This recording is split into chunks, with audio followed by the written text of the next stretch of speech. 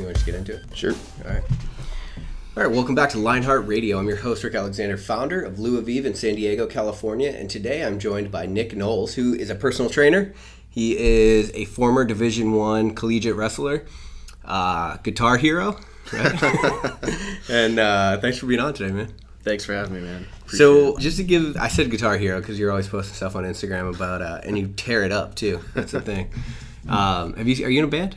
I'm not. I want to be, man. Oh, okay. Yeah, that's kind of like my way to separate myself from the whole fitness world is like go on Instagram and I see these fitness people who aren't fitness people. Yeah. And so the whole guitar thing and shredding by myself is like kind of my escape from the whole fitness world. So yeah. You need more ass selfies and Bible verses though. Totally. if you're gonna make it in this industry. So where did you get started with fitness? So just to give the listeners a little bit of a background, we're going to talk programming. We're going to talk about like how you kind of like go about designing a program for somebody because you have the conversations we've had, you have a really good handle on how to do that.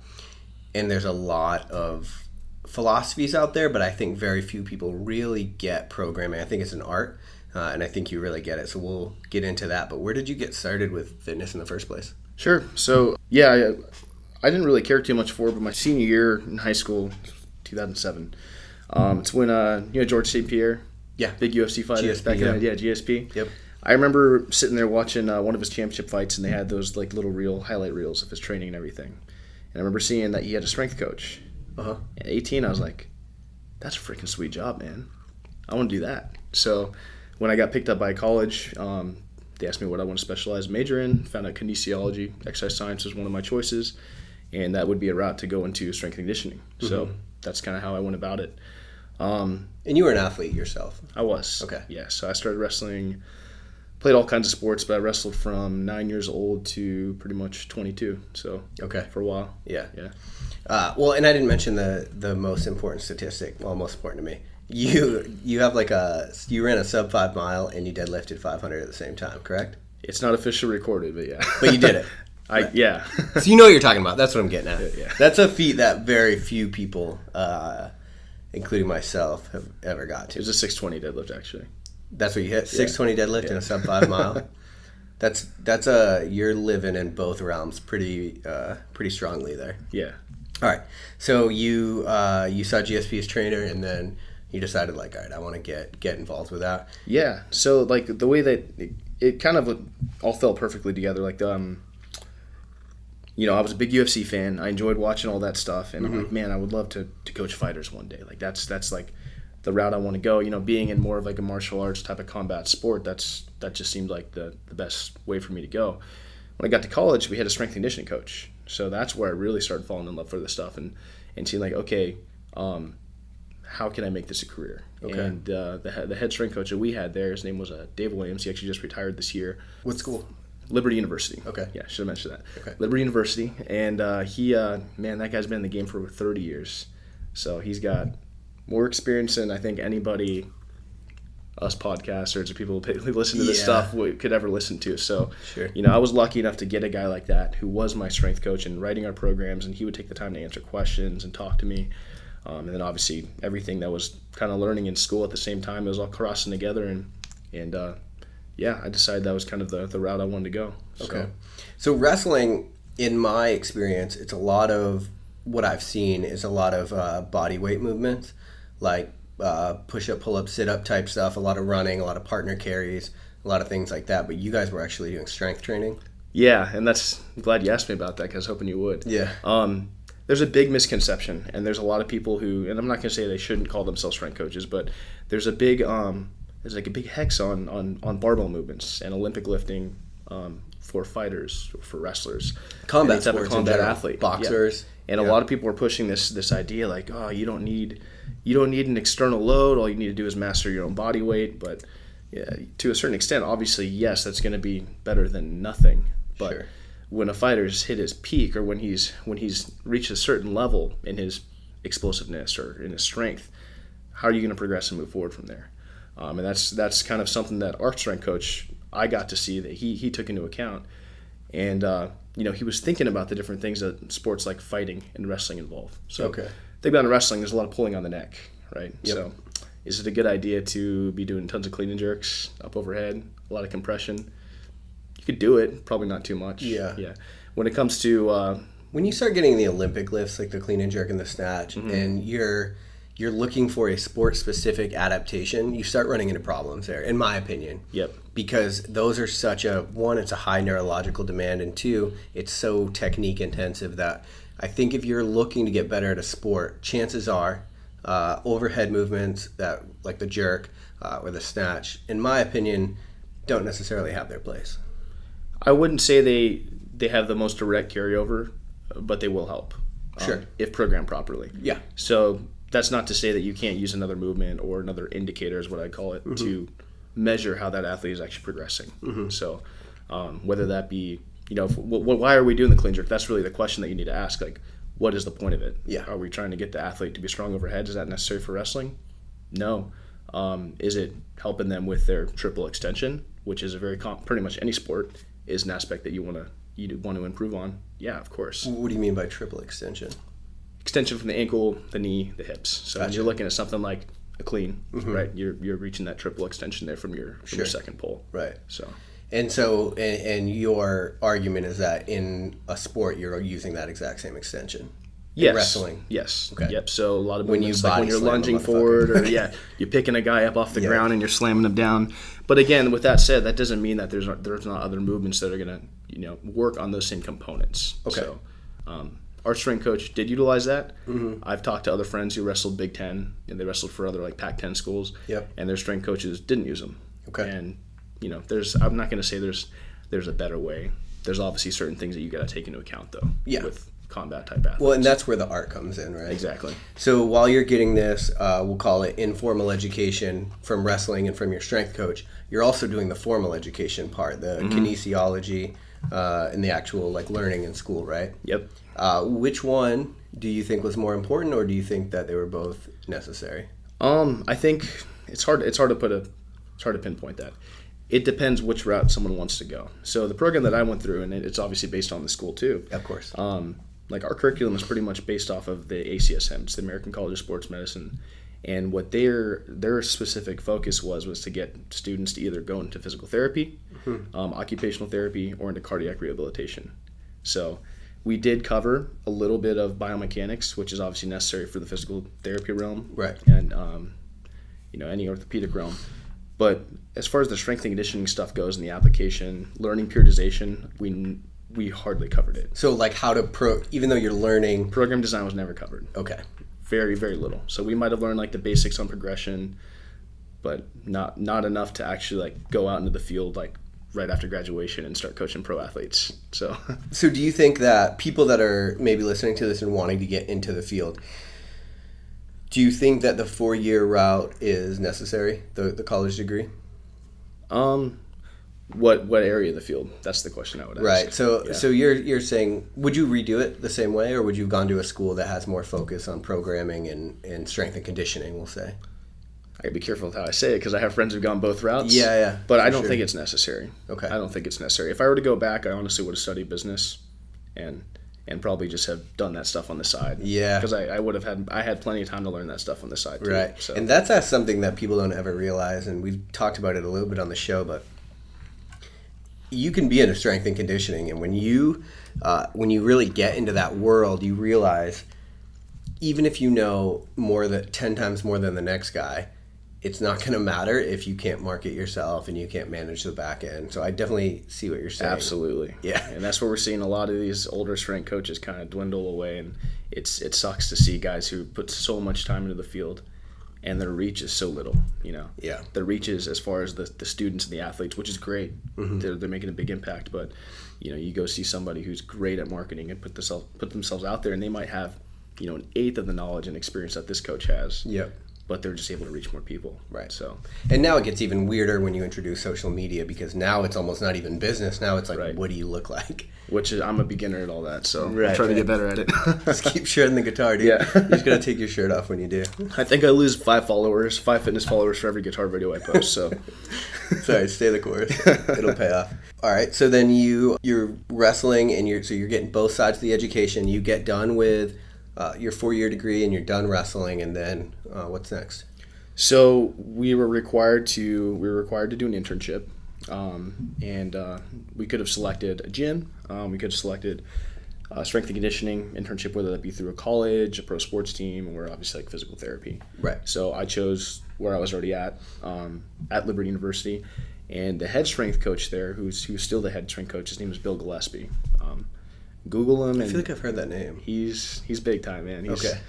He is full of knowledge, and that is where my learning curve like really changed, and I started learning more of how I can apply everything to actual clients and to actual athletes. Yeah. So a little bit about that dude. Tooting his horn here. He's a multiple time like powerlifting world champion. Okay. In the bench press, and I think in the other lifts as well, but more significantly, he was former NFL strength and conditioning coach. He was actually, I think, have you heard of Joel Jameson? No, I don't think so. He wrote the book 8 Weeks Out and talks a lot about like bioenergetics and stuff like that. Well, Bill was actually his mentor for his internship. So this guy's been in the game for a long time, taking in interns, pushing them to actually like professional sports jobs. Some people going into the personal training realm. So yeah, that was where I really started picking up a lot. So that was the next step there. Gotcha. I struggle with, because I've got I'm getting out of the military. I've got my degree is done.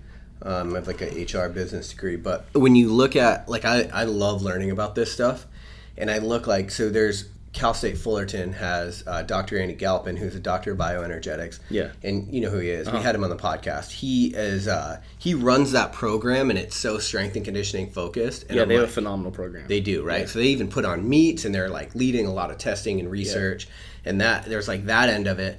But then there's also like this kind of biohacker other end of it, where it's like you can learn on your own terms just as much as you want if you immerse yourself.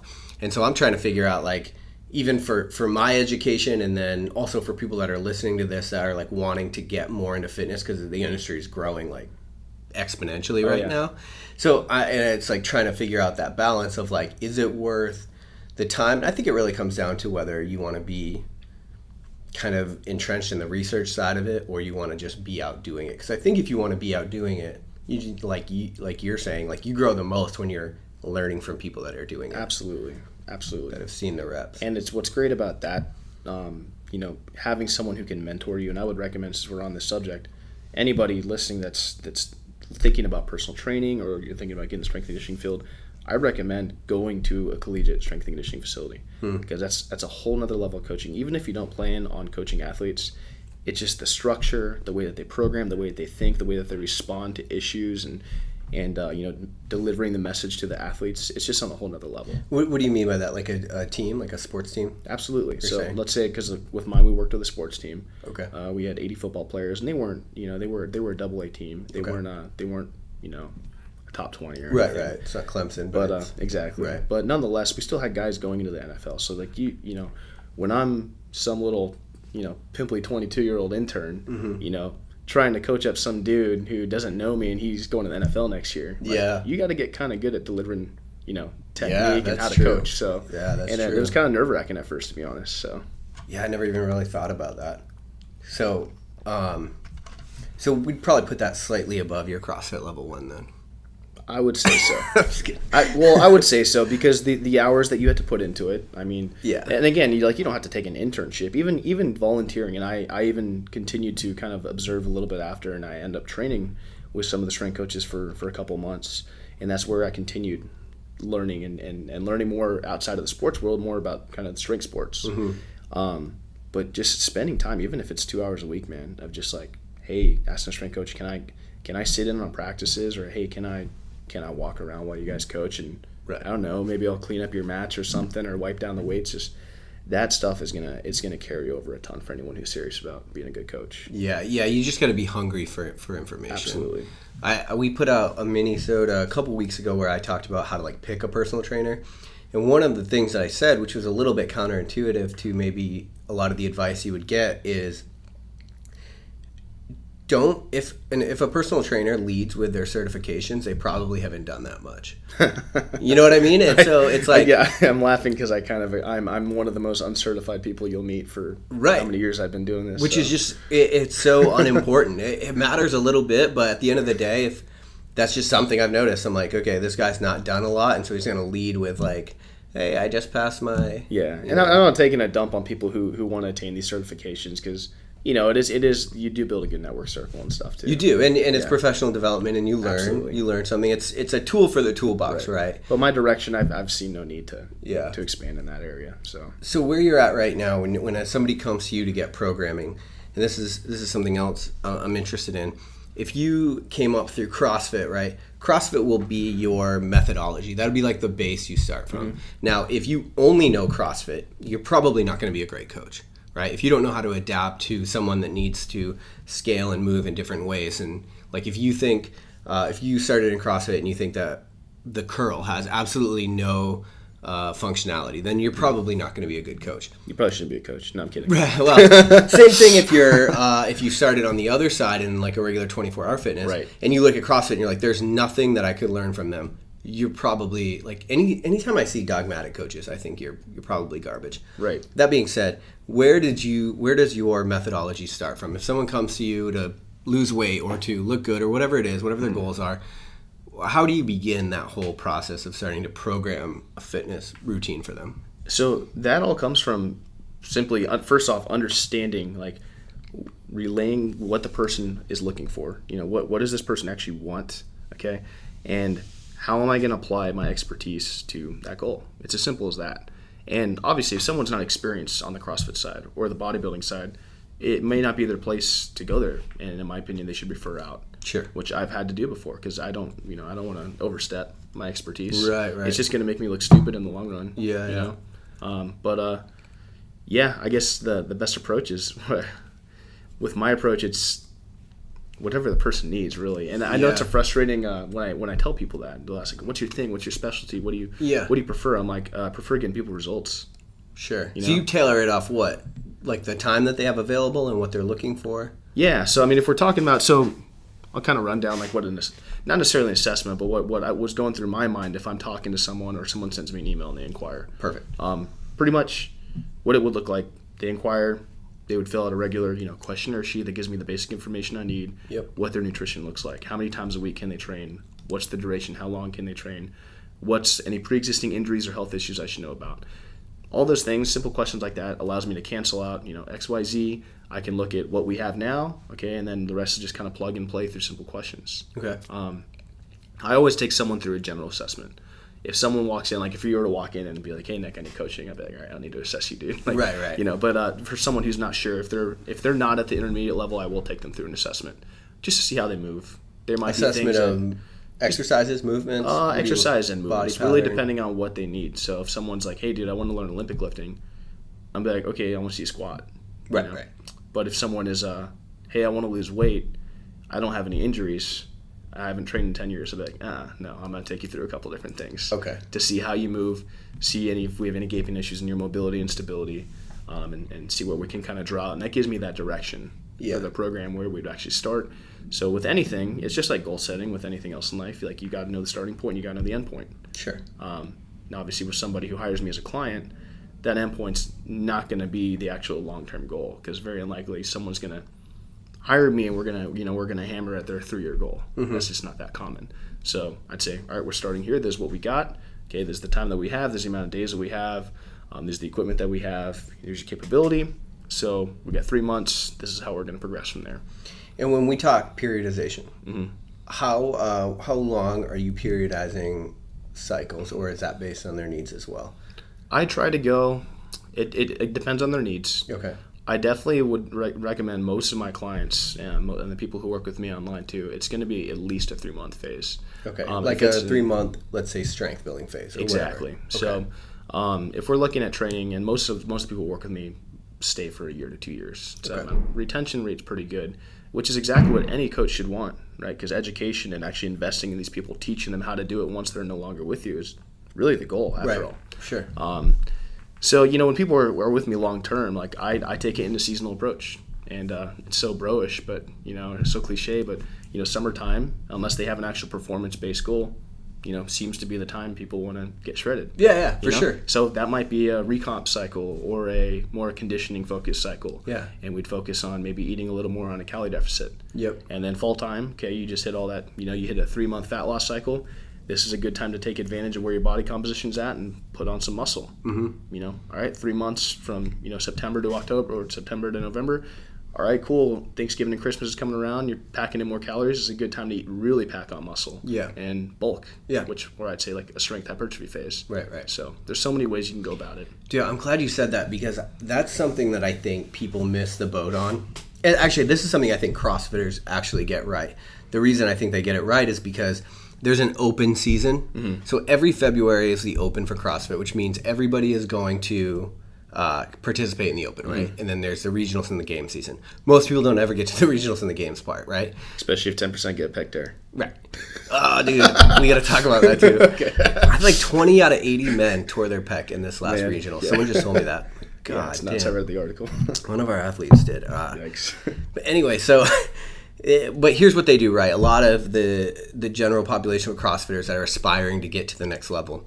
The open, everybody knows, is historically endurance, Metcon-ish, a lot of light movements, and it's going to matter like how fast you can do them. It'll get heavy at some point, but you'll never get to the heavy weights if you don't have the conditioning to get there. Sure. Right? So what happens is people do the open, and then they look at the whole year, and coaches, this is what I think where they get it right, is that they'll be like, okay, following the open, that's when we're going to start a strength cycle, right? And then they'll go into a technique cycle. They'll do one more strength cycle, and then knowing once like Christmas comes on, they're finishing a strength cycle and they're going into their conditioning phase because it takes a lot less time to get conditioned. And they're just maintaining that foundation they built. Exactly. And that's pretty much sports periodization. Yep. And so that is something that I think a lot of the other populations in fitness kind of fuck up. So I like Absolutely. That you look at the whole year out and project like, okay, we know going into summer you are going to want to be lean. It's just a human trait. Yeah, like if they don't have performance goal, obviously. Right. So. And it's something I heard, I forget who was saying it, that I think it was Mike Israel was talking about it. Renaissance periodization guy, and he was saying that even for the general population, it really hit home for me. Even those type people, if I got a 55-year-old guy who's like, hey dude, I want to lose weight, he's got money, he can hire me for a whole year. Sure. He's not going to hit a fat loss cycle for the entire year. Even in the smallest details, I might gear 6 weeks or 8 weeks towards building strength on a specific exercise. Yep. And then we'll back down, maybe deload and focus more on maintaining that while improving conditioning, and then move along to something else. And that's what keeps, from my experience, my personal training clients, it really keeps them entertained. Yeah. And it makes them realize like, hey, like this whole strength training thing, it doesn't have to be so boring. And it also doesn't have to be, constant ass kicker every single week that has no direction. Yeah. So that's kind of my approach, really. Yeah. So. And that's where CrossFitters tend to get it wrong, right? Is they get into that constant ass kicker with no direction. Yeah, it's just got to match your training. Yeah. You can't peak in both capacities. I mean, you can, but it's only going to be so quick. Right. You can't rush that. So. Sure. And I'm painting with a broad brush when I say CrossFitters. I'm just I understand. In general. Yeah. So I actually want to get your opinion on this. So I've been reading Unbreakable Runner, which is a Brian McKenzie book, and I'm not sure how much you work with endurance populations, but I think you could probably answer this based on strength as well.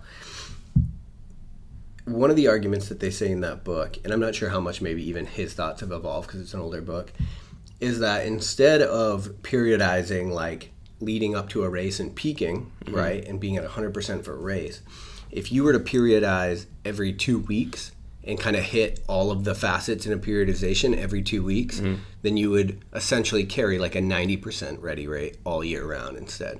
What do you think about that? Are you talking about kind of like a wave type periodization? Right. So let's say with running, you would periodize like lifting, except you would do speed work and then you would do distance work and then you would do like technique work and you would periodize it just like you were lifting. But so I'm curious, like, what's your opinion about maybe trying to hit all of the facets every 2 weeks instead of periodizing for 12 weeks at a time?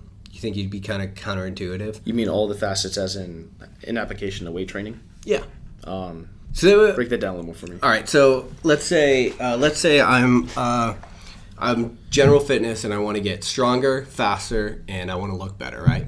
You would generally periodize those where you would get stronger for 12 weeks, right, or whatever long, and then you would move on to the next phase. You would try to maintain as much strength as you just created, and then you would move on to the I understand what you're saying. I completely agree with what he's saying, and I don't want people to kind of take it the wrong way. I'm not saying when I say a strength phase, that doesn't mean that we completely drop conditioning, and that we completely leave out any hypertrophy, high repetition work and volume. Yeah, so that's what I'm trying to get at. Like, how much are you doing these other things while you're... I'm not going to put like a percentage on how much I do of what versus the other, but there's going to be more of a specific focus. Let's just say if, for example, if peak strength is the goal, okay, if this person actually wants to stay healthy, I'm not gonna have them unless they have a competition. I'm not going to have them do working above 90% on a certain lift. Like, let's just say they're doing cleans or something, and then have them going 90% again on squats. And then they're going to hit bench press and be doing like reps of 4 to 6 reps. Right. I try to hit pretty much every at least throughout the week, every I guess you could say not energy system, but every intensity throughout the week. Okay. So and that's common in like the conjugate method and I use it. It's very commonly used with a lot of the hybrid type athletes. Yep. And I know Alex Viada had talked about it. Yep. Using that max effort day, in a dynamic effort day or repetition effort day, that allows you a little more room to train at different intensities throughout the week. Yep. And hit these different components instead of just being like linear the entire time. Yeah, exactly. Yeah. So how long do you build volume until you deload, typically? Usually I go in waves. So in regards to what type of volume for strength work or volume for... Does it change? For you? I have a bunch of different ways that I can periodize. Okay. So I can cross volume and intensity. I can just go based on intensity and progress there, and then take a dip in that and go up in volume. There's so many ways that you can work it. One that I found to work the best is going in 3-week blocks. So having where intensity goes up, up, up, and then we back down on the 4th week, and then the volume goes up, and then the intensity still kind of goes up. Does that kind of make sense there? Sure. And it might be hard for the listeners to get a visual of that. But. How do you make the intensity go up? Was that more of your like AMRAP type workouts, as many rounds as possible in a certain amount of time, or how are you stacking intensity then? Well, if we're talking about conditioning, stacking the intensity, that would just be your output really. Okay. So let's just say we're talking about running. Okay. Yep. Their pacing could change. So if I let's just say for example, an athlete has just putting that out there like a 4 by 400 meter run. Yeah. Keep it at a 1 to 2 work to rest ratio, and you're going to work at this guy's training for a 1.5 mile run, so obviously he can train at 105%. Right. Yep. That is pace. Right. It's a 1 to 2 ratio anyway. You should be able to keep that no problem. Okay. So maybe the next week, then I might add a set, and then add another set. Week number 4, I'll go back down to the initial volume, and then we're going to go up to 110%, and then add a set, and then add a set. And then instead of going back down, I'm not going to go to 115% on his pacing. That's too much. So now what I'll do, I'll cut that work to rest ratio from 1.1 to 2 to maybe 1 to 1.5. Does that kind of make sense? So now we're closing the gap on the intensity and volume. Yep. So okay, perfect. Yeah. So then you're starting to work that lactate threshold exactly at the end. That's something I've used for guys who've approached me for improving their PRT times and stuff. So okay, PRT, you're talking about the militaries. Yeah, just like different military type guys, stuff like that. Yep. Perfect. All right, so let's switch gears a little bit and talk about your training. So, if you had a 620-pound deadlift at the same time you're running a sub 5 mile, what was your mile? It was 5:17 unofficially. Okay, yep. So 5:17. So you're not going to run a 5:17 mile or get a 620 deadlift if you're not an athlete. So there's a good general preparedness that you came to the table with. I think it's good to throw out I weighed like 220 too. So did you? Yeah, I was hauling for a big guy. Yeah, so that's a fast mile for 220 pounds. That's really fast, actually. So, what did your training look like in order to achieve something like that? I was an absolute minimalist. So, what I did during that time, I pretty much focused on what I needed to improve. Minimalist in your approach to training, or wearing 5-finger shoes? The approach to training. Okay. The approach to training. So pretty much when you're crossing multiple goals, and I know that this has probably been something that's been talked about multiple times on this podcast. No, we actually haven't talked about it at all. No, okay. I'm excited about it. So and I'm no expert on this. This is just something I've kind of starting to develop in and applying to some of my clients who've reached out to me. Well, you did it yourself too. Yeah. Okay. So it's definitely an area that I'm growing in. And I think I could give back a little bit to that military community. But well, more people want to be fast and strong than want to be one or the other. The strong thing's getting more popular now, which is really cool. Yeah. And I've noticed that with the gym. Yep. Tons of military guys are trying to get strong. Yeah, Sorry, military, you streamline. No, it's good. In the military, you don't want to pick. Like you don't want to be like really. You don't want to be that guy that's really strong and then can't hump with a rucksack, and vice versa. You don't want to be that guy that can run forever and can't carry a fucking rucksack. Right. You know what I mean? Right. So this is actually really applicable, I think, to more of the population than... Sure. Yeah. So in regards to the whole minimalism thing, I just had no fillers. There was no, I would call it junk work. I didn't do any junk work. So yeah, in running they call them junk miles. Yeah. Right. So if I'm gonna, my goal is to, if I wanted to hit my goal is to hit that 620 pound deadlift. I would focus my training towards, okay, obviously I need to train the deadlift, and then I need to look at what range of motion or where's my sticking point. Okay, I'm gonna pick a movement that would be specific to that. Is it necessary for me to pick anything else after that? Especially if I'm using that conjugate method. I have another day where I'm training based off of that stuff. Yeah. So, at a different intensity or different volume. So you're talking about accessory work. You're reducing. Exactly. Okay. So simply put, I literally did 4 lower body exercises a week. Okay. That's it. So like a day where I would combine the running and the lifting. On the heavier day, like my max effort type day, I might do, let's just say hypothetically, 5x3 deadlift at 78%. Okay. Maybe follow that up with a front squat or somewhere around 4 to 6 reps at a pretty high intensity for 3 to 5 sets. Okay. And then I get the fuck out. Okay. So how much training were you doing then? Like how are we talking like an hour a day or? Well, anybody who lifts heavy, they know that it just drags out. Yeah. So even though it sounds like, this meathead over here just spent an hour doing 2 exercises, I mean, you obviously have to, especially with deadlifts, setting up the weight. Yeah. Well, and you got to log time under tension. Right. So I'm dragging out the rest, and there were times where I actually would periodize rest periods. That's something that you can manipulate too, but we'll save that maybe for another conversation. Yeah. Or later here. But that was. I would pretty much, I would go through the deadlift, go through a front squat, and then take a little break, get some carbs in me, and then I go on my interval runs. So that's it. Okay. Yeah. Would you do it just like that, where you would lift and then run? Yep. Really? Yep. Because when I run after lift, that feels like junk miles to me. Oh, absolutely. Yeah. It was just a time thing. Right. I'm on my feet most of the day too, so I just try to get it done. Get it done. Yeah. But I would recommend, getting the lifting done in the morning and then hitting the running later at night. Was that your goal? Like, I want a sub 6 mile and over 600 deadlift, or was your goal just like all of a sudden you just realized like, oh shit? I was training for a 1.5 mile time actually to improve that, and I kind of want to see how well I can do there. And at the same time, I was training jiu-jitsu and getting ready for a competition, and I was also doing I had a powerlifting meet coming up. Mm-hmm. So during one of my tempo days, I was supposed to hit a mile. I was feeling great that day. Yep. And I just went ham. I just went after it. Yeah. And it was like unplanned. It was actually after a lift that I hit it. Okay. And I was like, whoa, did I really just get that time? Right. Yeah. Dude, that's fine. I'm not saying I might hit that again anytime soon, but it was, yeah. But nonetheless, I mean, I've always kind of rid around being, keeping those same numbers up with my lifting and then keeping my running pretty, well conditioned with the mid distance running. Yeah. So I think that minimalism is probably the most important factor if you are trying to be good at multiple facets. Absolutely.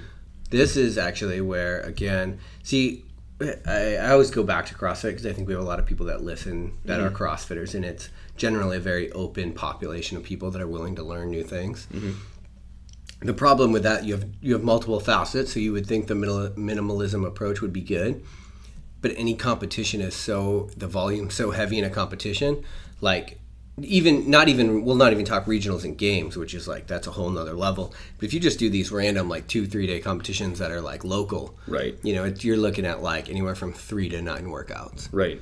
So you almost have to do the volume because you need to be able to handle it. You know what I mean? Well, in my recommendation, and I'm no CrossFit coach. I never coach anybody who competes, but just based off of what I would see, like that person should have a day specifically built towards competition type days, and they should be periodizing that. Yeah, I know a lot of like with the competitions, it might be like an unknown kind of workout, but they should be ready for that stuff. Right. If you're not hitting, it's kind of like in wrestling, like.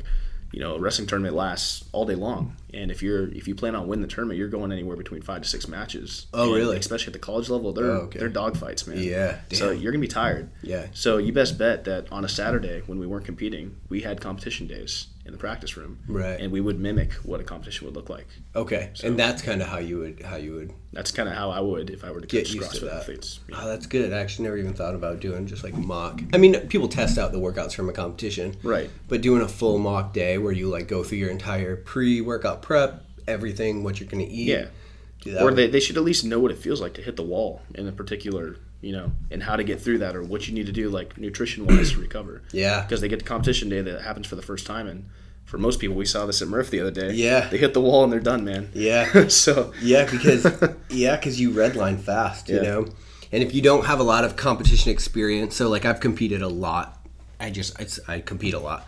So I have the wherewithal now when a competition starts to slow myself down and get my shit together and not come out too hard. But man, those first like 3 or 4 CrossFit competitions I did, or even first ultra marathons I did, you go out way too hard, and then you redline, and then you're fucked. That's happened to everybody. Yeah. The pacing thing is a tough thing to tackle, especially if you're not training year round based off that goal. Right. So, yeah. But CrossFit aside, if you want to get strong and be able to run either endurance or fast, I would say minimalism, cutting out those junk miles, is probably the like number one most important thing you could do. Absolutely. The problem I'm running into right now is like I don't know if I want to say this. I want to be a nationally ranked strongman, and I want to be able to run 100 miles in under 24 hours at the same time. That's badass. That's an ambitious goal. Same day? I want to be able to do it within the same month. Okay. You know what I mean? So I want to be capable of those things, right? Yeah. And that's kind of like what I've been working towards. My problem is I like the junk miles. Like I like to be like, if it's 6 o'clock at night and I have nothing going on, I'm like, I'm just gonna run, clear my head, think about shit. Yeah, and that's the thing. I'm not taking away from people who, if you enjoy the process, you love training. Obviously we gotta love what we do, and if it's freaking boring, and right. if your training doesn't match not only your goal but your passion, then you're running yourself in the ground for no reason. But if you're gonna dedicate yourself to a goal, it's got to be direct. Yeah. So, otherwise, you're just spinning your wheels for nothing. Right. So. Exactly. And that's what I just realized is I've been running a lot of ultras lately and getting faster, and I'm adapting really well to that environment. And then I went back up and I picked up like a 405 deadlift, and I was like, oh god, this is gonna be a long process. Yeah. And I'm like back on the drawing board. Like, okay, let me figure out how I'm gonna periodize this thing. Yeah. And it might even be a thing where I have to get a coach, because a lot of times I think that even if you're a great athlete, you need that unbiased view. Absolutely. Yeah. From the outside to look at what you're doing and how you're doing it, and then to kind of go from there. Yeah, sometimes you need a coach to tell you when to put on the brakes, and then a coach to tell you when to suck it up. Yeah, absolutely.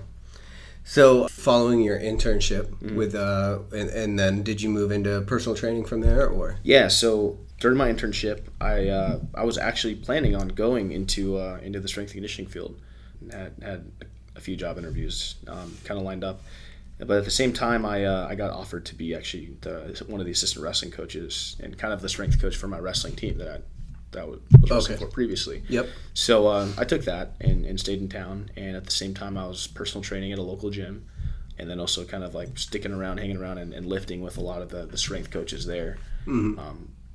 We had like at that time in that gym, we had 3 world record holders in our workouts. Yeah. So that's where I really started learning. You must have progressed a ton. Yeah. I went from a dude who thought he was strong to realizing like, wow, this is a whole different world. Yep. And that's where my love for actual strength sports. I used to be like that kind of like mid-intensity type athlete. Yep. And then I fell more in love with the heavy weights and wanted to learn more about it. So I dedicated all my training to that, and just kind of like left the whole wrestling thing and conditioning thing behind. I was running a little bit, but nothing too serious. Yep. So yeah, at that time I was working at a gym. When I was done coaching, I had maybe the summer left to kind of figure things out, and I was engaged at the time. My wife's from out here in Virginia Beach. Okay. And so I followed her out here, and no strength and conditioning jobs out here. So yeah. So I went to the first gym I could find, and so there's not a lot of teams around here. No, we might get that NBA team. Yeah, in Virginia Beach. But man, you just touched on something that I think is super important, which is if you're in a place with a lot like high energy, there's obviously something to be said for people that are better than you. You're gonna have to level up, right? Mm-hmm. But the energy in a place like matters so much. If you're in a gym with high energy, like where I went to this gym in San Diego, Stay Classy CrossFit, and when people were in there, like on our barbell club nights, the cops would get called. Like, legitimately, the cops would come because they thought like we were having a party or something, because it was so loud and people are hitting PRs and fucking smashing weights and yelling. And it's like, dude, you would grow so much. I hit PRs that I've never hit since because the energy was so crazy. That makes a very big difference, man. It does. Yeah. And it's the same thing with anything, whether it's entrepreneurship. Like right now we're at a co-working space. I was talking about it. It's like just being in here, the energy of people that are creating things and that are trying to fucking put a dent in the universe is like, it just makes you so much better at what you're doing. Absolutely. So that's something that I would definitely say, like, if you feel plateaued, that's another way to get around it. Like, go find a bunch of guys stronger than you. Yeah, surround yourself with people that are... but a lot of people don't like to do that, and we both know why. It's intimidating. It's humbling. It's humbling. A lot of people never want to get to that. Right. They're too proud. They're too proud to take that next step. Yep. And like, where I was at at a decently high level. As a wrestler, I qualified for the NCAA tournament, so I was one of the top 32 guys in the country at the time. Sure. So I thought I was tough. But from a powerlifter standpoint, in the powerlifting world, I was not tough. Right. And a lot of athletes think that, I was successful in this area, so I'm going to crush it here. It's like, no, man. Yeah. Like, you can't just walk in here and think that you're going to take over. Right, right. And step on everyone's toes. Like, it's a new world. Yeah. And you got to surround yourself and grow with people in that realm. So. Right. Yeah, people that, if you want to be great at something, you have to be willing to take that humble pie, I think. And I don't know what the saying is, but it's like there's people that are humble and then there's people that are about to be. Right? Maybe. And if you're not, then you're never going to grow. And then you're just done. Right.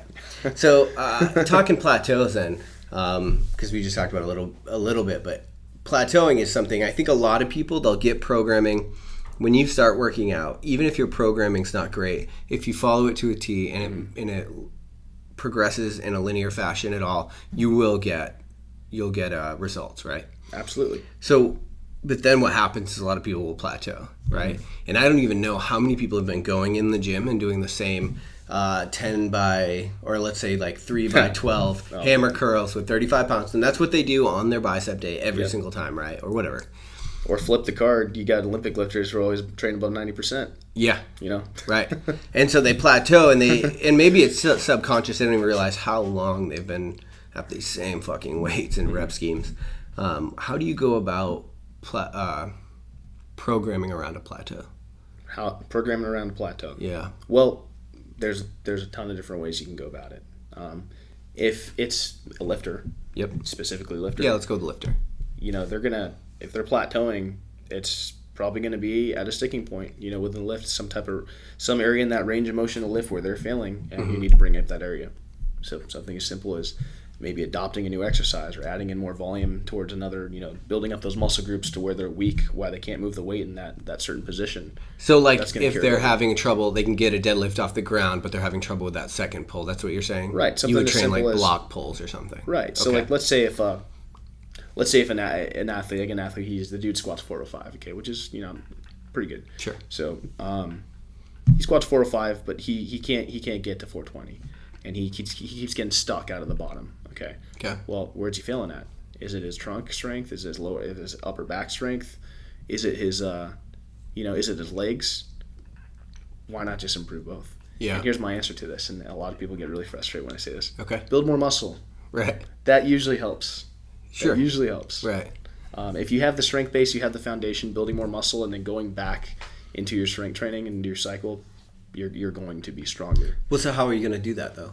What a lot of guys I would recommend they do is if you're going to, so I would call that a hypertrophy phase. And obviously if it's hypertrophy phase based off a certain sport or a strength sport, we're going to want to build muscle in the areas where they're lacking, not just general hypertrophy training, bodybuilding training. Right. So we would add more volume. We might back down on their intensity on their main lifts. Maybe instead of, what we normally do is I would say, okay, so here's your max. Let's go ahead and take that down 10%. So let's just say 300, you're going to train around 280 as your max from now on. Okay, so you're training quality form, all right, but it's not fatiguing you too much. It's not fatiguing your CNS. Now we're able to focus on your volume work, and it gives you a little more energy in the tank to focus on your volume stuff. Okay. So you can have more output there.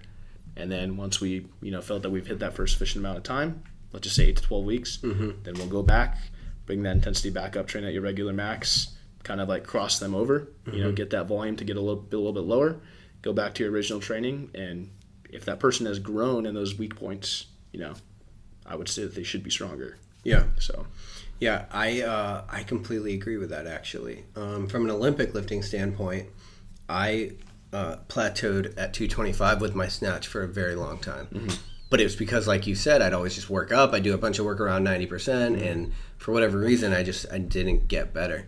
And then what I did is I did a 8-week squat cycle. Okay. I did a strength cycle, just squatting, though.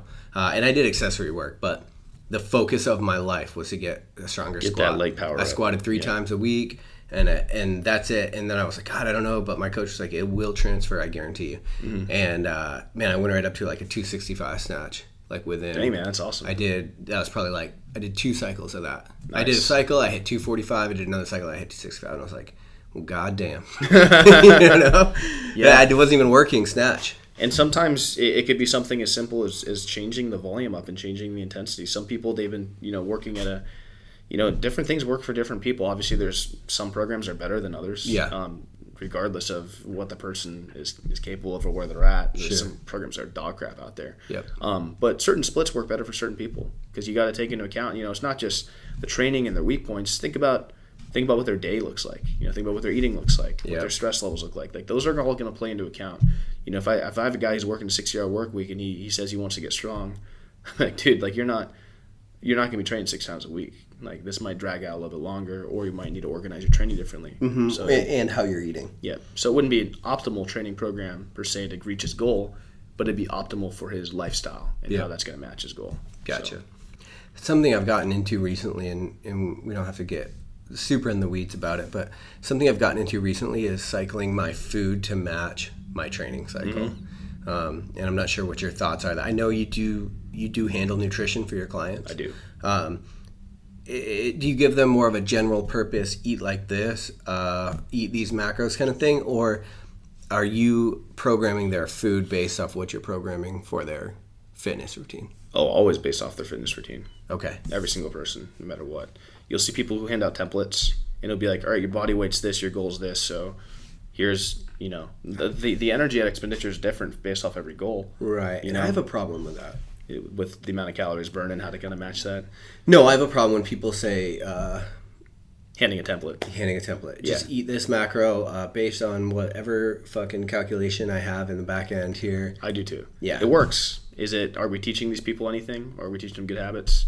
I would be failing in my job if I did that. Yeah. So the way I look at it is you got to obviously cover the basics and the fundamentals of nutrition. These people need to know like what a healthy food is, what a better option is, what a crappy option is. And kind of the way that I go about it is I have like three levels of food items. So I'd have like your best option, your I'm in a rush option, and then I have nothing else good around me option. Okay. And that is kind of put into like columns based off of however many meals per day they're eating. And I change it obviously if they have a training day, that's going to look different than a rest day. Yeah. A really, really heavy leg day or high volume day on running or something is going to be different in calories required, versus a rest day. So okay. It's definitely a little more than just here's your macros, here's your calories. So, do you know who Mike Dolce is? Yeah. Okay, so the Dolce diet. He has some really cool things to say. He's got a podcast, and he like rants a lot, but I just like to listen to it. But one of the things he said, and this stuck with me because you just mentioned there's nothing around food, right? It's like you're just in a pinch and you got to eat something. That's my life. My life I live too. off that. So check this out. This is what he said. So me too. I'm always like, oh fuck, I trained and I'm starving, right? And so I got to get food. And some calories are probably better than no calories, even though actually that's kind of evolving in my head too. But what he said is he's like, well, and somebody was like, this hit home because I just done it. I was leaving work and I was like, I'm starving. I'm like, there's a Subway here. So I stopped and I got like a sandwich or whatever. And then I felt like shit because I ate a ton of bread and I just felt like garbage. And his thing was like, well, hold on. Did you not know you had to eat lunch on a fucking Tuesday? Like, what do you mean there was nothing around? There's nothing around because you didn't plan for it. Oh, absolutely. Right? And absolutely. So that's just, in my head, that's something I've been like really trying to nail down is like, Yes, it's Tuesday. You're gonna eat lunch today. Well, the lunch thing, that's a bullshit excuse. People are like, I didn't have time. I'm like, okay, dude. Like, yeah, but I knew I was gonna train too. Right. No, I'm not coming down here for that. But it's usually breakfast. Yeah. Like, so like I get up every day at like 4:30 or 5. Okay. So I don't have time to go cook freaking eggs and oatmeal. Right. I just don't. Yep. So I make a shake. Yep. And it's really not that bad, but that's I'm in a rush, I got nothing around type of thing. I It's see not what like I'm you're going to saying. McDonald's and Right, grabbing, right. Okay. oh, well, it meets my macros, so, you know, Right. it's okay. Yeah. And I've done that plenty of Yeah. times, but Yeah, now if it fits your macros is like... I have done that, but Yeah. I should probably delete all those posts on Instagram where I talked about that. Yeah. Well, sometimes, dude, I'll fucking post my Ben & Jerry's, dude. Just, but just staying on myself about nutrition and, like, trying to figure out how it applies to what I'm doing that day is something that I'm finding to be extremely beneficial in my, like, evolution as an athlete, right? Absolutely. Looking at what am I doing that day? How is my food going to help or hinder that? It's just like, even now, like, I'd go to lunch and grab a beer, right? Even now, like, that's something that I'm like, well, hold on. If I'm trying to create something that day, like if I'm going to do a podcast, I don't want my mind to be fucking slow. Like, absolutely. Yeah, I completely agree with that. You know what I'm saying? Yeah. So that's just a side note, but I was just talking to my parents about that. It's like I don't know, but you got to figure out how is what you're doing going to get you to the goals that you want to get to. Exactly. Or is it not? Is it going to get in the way? Mm-hmm. And it's and for people listening, like, for some, if they're kind of like just learning about this stuff, it might seem overwhelming, Right. But when you hire a coach, a good coach should be able to simplify these things. And after all, a coach's goal is not just, like I said before, not to get you to your goal, but to ingrain this into your lifestyle, to teach you these habits and how to use them when you no longer have a coach. Yep. Initially, it's to get these people to be independent. It should be the goal of any coach, really. Otherwise, you're just taking people's cash. And that's a good point, too. So a lot of people in the fitness industry want to be guardians of the standard. They want to overcomplicate something so that you don't understand it, so that you have to pay them to tell you how to do it. And usually those people who overcomplicate it, they're just running in circles. They really don't know what they're talking about. Right. Yeah, I've seen that happen quite a ton. So. Yeah, so I completely agree. When you are looking for a coach, like, you need to look for somebody that's got, like, the heart or the mind of a teacher. Absolutely, right? And that's really what it is. Someone's asked me before, I was on a plane, what do you do? I'm like, I'm going to throw this person for a loop. Yeah. I'm a teacher.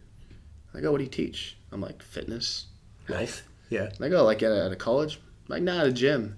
Yeah. I go, you're a trainer. I'm like, yeah, trainer and a teacher.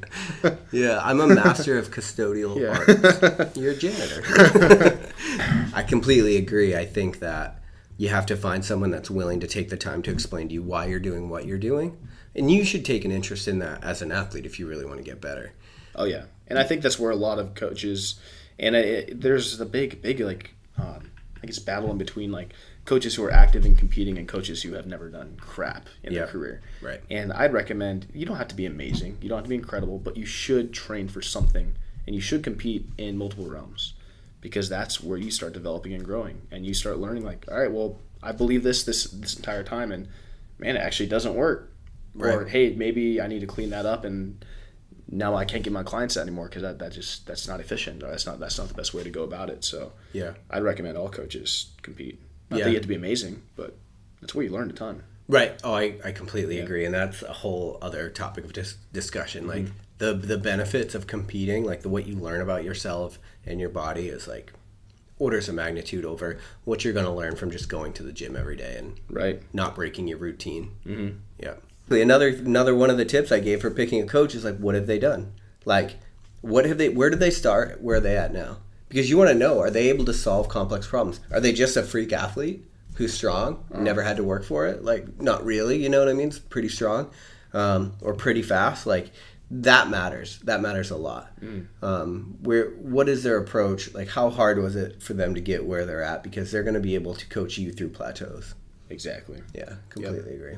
And that's kind of like with my own training now, transitioning forward, like from, a year and a half to 2 years ago when I was doing all these kind of like hybrid kind of goals. Yeah. I spent a little bit of time just kind of broing out, going to the gym, just trying to stay fit, trying to look good. Buys and tries. Yep. But I'm realizing now, like, all right, I'm kind of losing that fire in my belly. And, I want to be a testament to my clients that, hey, not that your coach still got it, but hey, I can find a measurable goal and reach it. Yeah. It's for myself too. Mm-hmm. So Yeah, that's the same with me, and this is like a whole other topic you could go on, but I have to compete in something, otherwise I'll lose that drive to like get in the gym and really get after it. You know? Yeah.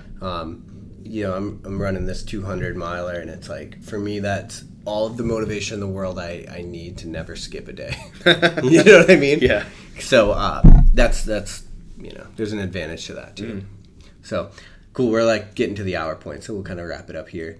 But if you, based on everything that you know, this is a Lionheart kicker. We always ask all the guests this, and I think you'll probably be coming on more shows. But based on everything that you know, if you could give blanket advice and it were guaranteed that everybody in the world would hear it and it would be translated to every language, what would you tell people?